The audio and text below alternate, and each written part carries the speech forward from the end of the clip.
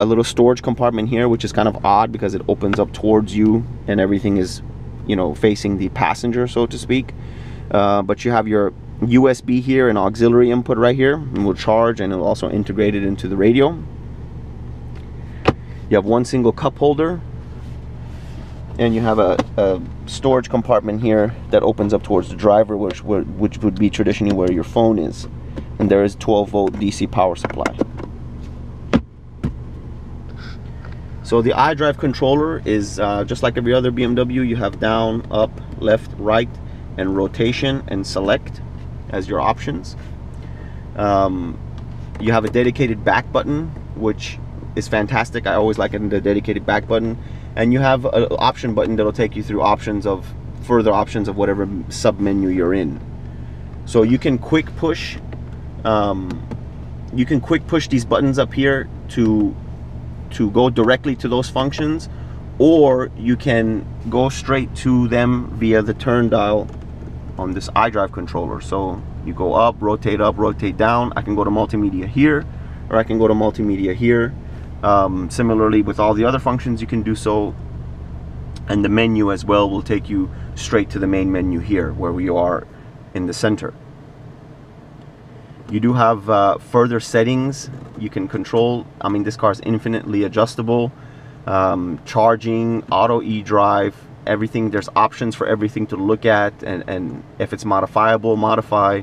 You can modify the heads-up display, the brightness, rotation, location.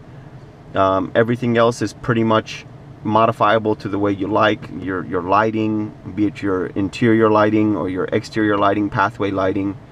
Functions of your doors and your key, how it locks, unlocks, frontal collision warning, profiles that are saved. So there's a plethora of options in the vehicle settings that you can go into and change. Vehicle info will give you your electronic manual here, so you don't have to go through a hard manual or a paper manual, and you can search by quick reference or pictures or even a keyword. And then everything else, the connected driver, is the BMW apps and stuff. And everything else is pretty much self-explanatory. Very fantastic that it's exactly as it would be in any other BMW. So they kept that, even in this car, very convenient. Moving up here to the top stack, you have your home link buttons. You have a manually adjusted mirror. You have your reading lamps for your driver and your passenger, your main cabin lamp, your SOS and assistance button, and your passenger airbag signal to tell you if nobody's in there, it's off. You have your microphone, your Bluetooth microphone up here, and probably any sensor, temperature sensor or anything right here in these grills. The roof does feel very simple. The material feels simple. Everything does feel light. If anywhere in this car feels light and feels eco-friendly, and obviously eco-friendly, it's these sun visors and the roof in general, the feeling of the roof. But I think that's really the only place that it feels like that.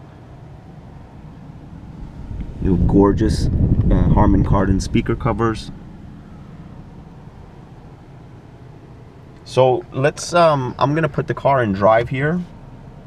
You don't get no signal, the engine doesn't turn on, nothing like that, because it's standard in default and comfort. I can switch this to Eco Pro, which will reduce the amount of power acceleration so that everything is ultimately efficient. The AC compressor goes into Eco Pro mode. Everything goes into Eco Pro mode to gain efficiency and fuel range by reducing everything a little bit but staying safe. I can push the auto e-drive as we did before, but there's not enough battery for it to stay in e-drive. Or I can push my shifting stock to the left as I just did, and it goes straight into sport mode, where you can see in sport mode the power, electric power demanded turns into a regular traditional RPM gauge. So by default, you have this 0 to 100 gauge, which tells you that when you smash the gas, you're demanding 100% of the power, and if you let go of the gas, you go into brake, regenerative braking, it will go into the charge portion of the gauge.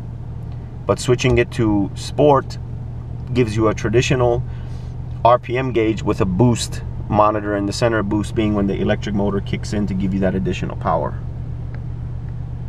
So I can't wait to get to the driving portion to see how all that feels, because this is probably the most exciting car BMW has produced in quite some time.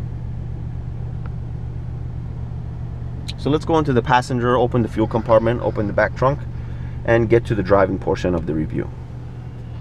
So we're gonna unlock the car, open the door, open the trunk, open the fuel door. So up on the front left front fender, the driver's side fender, you have your plug-in for the charging system.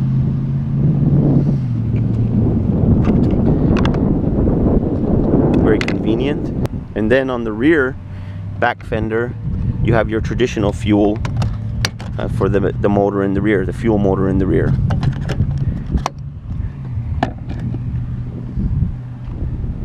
As I was saying earlier, when you open this trunk, the motor is in there, right there. So all you get is this sort of trunk space here. You have your plug to charge the car. Let's see what else is in here. Some other for towing, your tow hook, some other storage things. You do have exposed carbon everywhere in the life module that you open. You see exposed carbon. So that's a very gorgeous feature. And you do have ventilation, passive ventilation here. Could be active ventilation for the motor mounted below.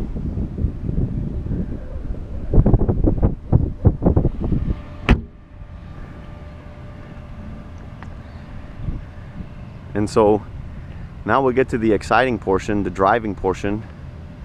Can't wait to see how this thing sounds and feels on the road. Alrighty folks, so this is the long anticipated BMW i8. Debuted in 2009 in the Frankfurt Auto Show, showing the sort of the future for BMW and what to expect, and I guess the future for car companies across the globe. So immediately the sensation I get from the car, I don't get the sensation I'm driving a electric fuel efficient car. It feels quite normal to me. Of course you start in comfort mode. In comfort mode you do take advantage of both the gas motor and the electric motor in sort of a balanced manner. You do have a 129 horsepower electric motor driving the front axle with 184 foot-pounds of torque, and you have a 228 horsepower turbocharged 3-cylinder driving the rear axle with 236 foot-pounds of torque, for a total of 357 horsepower and about 420 foot-pounds of torque.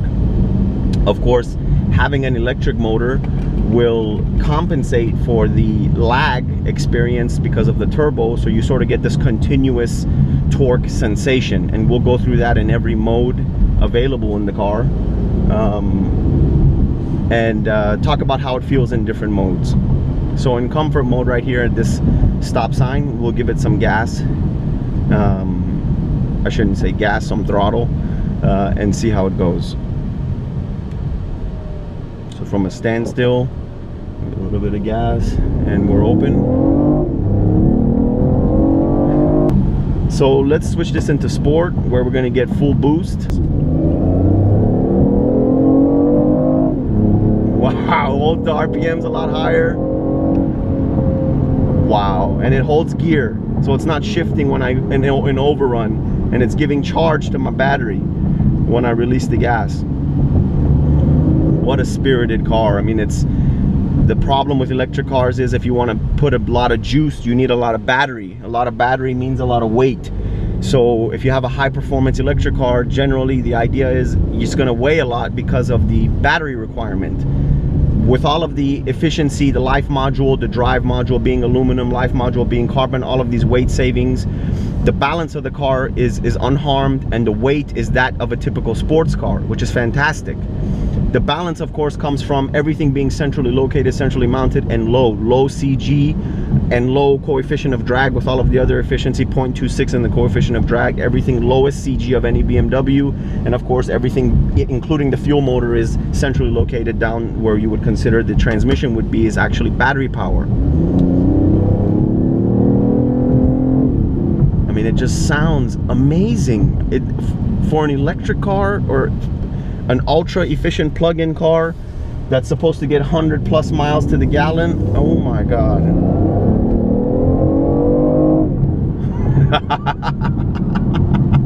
Man, that feels great. 357 instantaneous horsepower. Maybe not instantaneous horsepower, but 420 instantaneous foot-pounds of torque. Almost damn near instantaneous. I mean, that feels fantastic. So the whole while that I've been pushing the gas, I should say that the AC has been functioning just fine.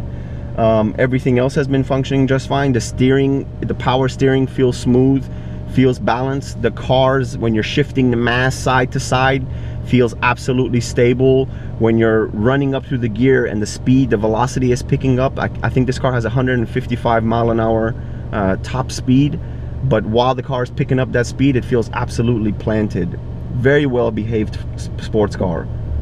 I hesitate to call it a very well behaved plug-in sports car because it does actually feel and drive like a pure sports car, and the shape of it is a pure sports car. I mean, what a brilliant vehicle by BMW. Honestly, this is truly brilliant. The group of people that got together, the smart minds and brains that came together to create this for BMW, the engineers, their designers, their planners, everybody inside of BMW, their efficiency designers, their aero designers, their electric power, battery power designers, their motor is designed in-house. So it took a lot of brains to get together to make this so seamless and done with so much finesse. So hats off to BMW. Truly an amazing driving experience all around. If I had the money, I would buy this car tomorrow, but unfortunately the demand on this car is so high that I would have to pay a pretty high premium to get this car right now. It's just the way that the world works, that if this was obvious to be a game-changing car, and the industry is responding to it very, very well. So I mean, if this is the first stab at a fuel efficient sports car by BMW, this is their first iteration of what they think it should be, God knows where they're gonna go from here. I mean, the only way you're gonna get this kind of performance and this sort of technology, balancing plug-in electronics with the gas motor, the only way you're gonna get this sort of combination of technologies is with the $1 million plus hypercars. The 918, the McLaren P1, the Ferrari LaFerrari.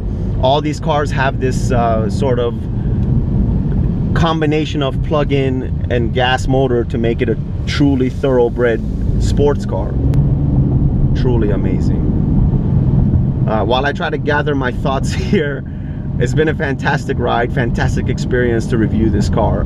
It's something that for my life I'll always remember, because this is going to always be a very important car to BMW, like their classic cars, the 507. It's just going to be one of those cars that in history will last and be there for good. So I'm glad you guys watched this review.